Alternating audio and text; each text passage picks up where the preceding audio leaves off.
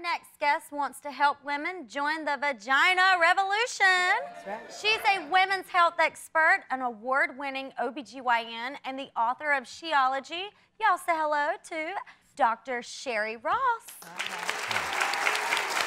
Thanks for having me. Thank you for being here. Tell us about your book, She-ology. She-ology. Well, She-ology is really meant to be the 21st century option for our bodies ourselves, books that I was raised on. And, you know, it just wasn't cutting it. I wanted to write something that was more meaningful. I wanted to talk more about what was really happening when a woman's legs go up in stirrups. Yeah. There's a lot of information out there that isn't discussed. Absolutely. And let me tell you, I mean, people rely on health class and teachers to tell their kids and as they, you know, get older. And the information is, I don't think it's adequate. I don't think, you know, you're kind of like, and you ask your parents, it's like a weird kind of conversation. Exactly. You know, so this really addresses the most sensationalized cultural taboos. Yeah. And it's a very honest and creative way of talking about our bodies, our vaginas, and it's created a great conversation. I'm really trying to change the conversation and make it more of an everyday conversation for women of all ages. It's weird to think in this day and age where what we see on a daily basis, constantly on social media and everything, that talking about this is still taboo. Exactly, but it's partly society and cultural. I mean, we're taught that our vaginas and our body is kind of private.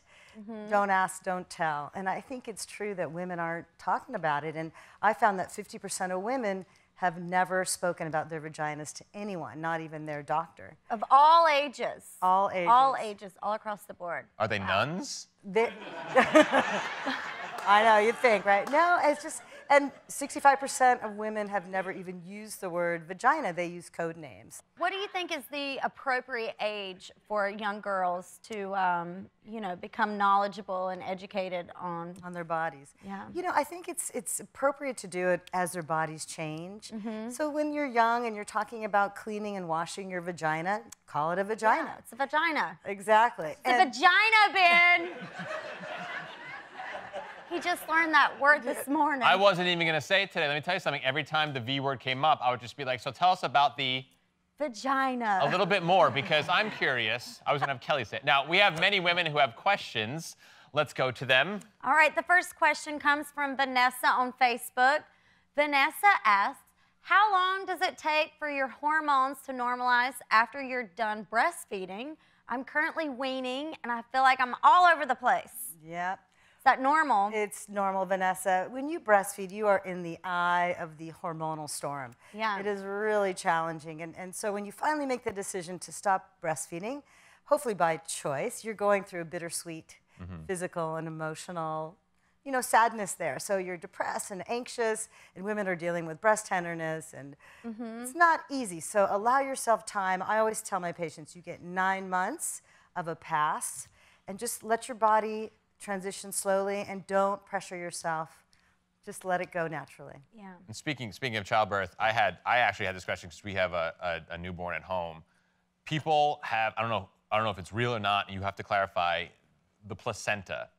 Women ingest the placenta after birth. Is this a myth, or is this really actually healthy to do? They make it in pill forms and shakes? Yeah, well, it's happening. They actually take the placenta, they freeze dry it, make it into capsules, and the claims are it helps with depression, postpartum depression, helps with breastfeeding, but it's sadly not true.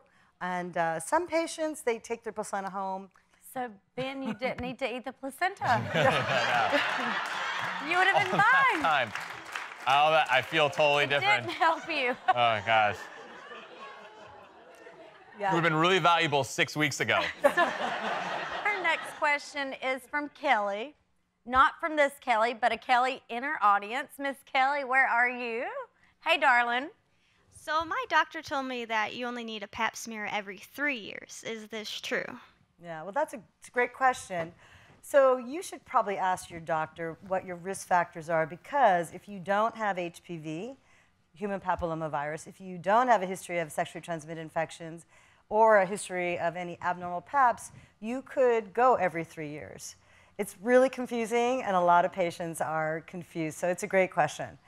I would ask your doctor to find out what your risk factors are, if any. Thank you, darling. All right, here's another one. This comes from Marie on Instagram.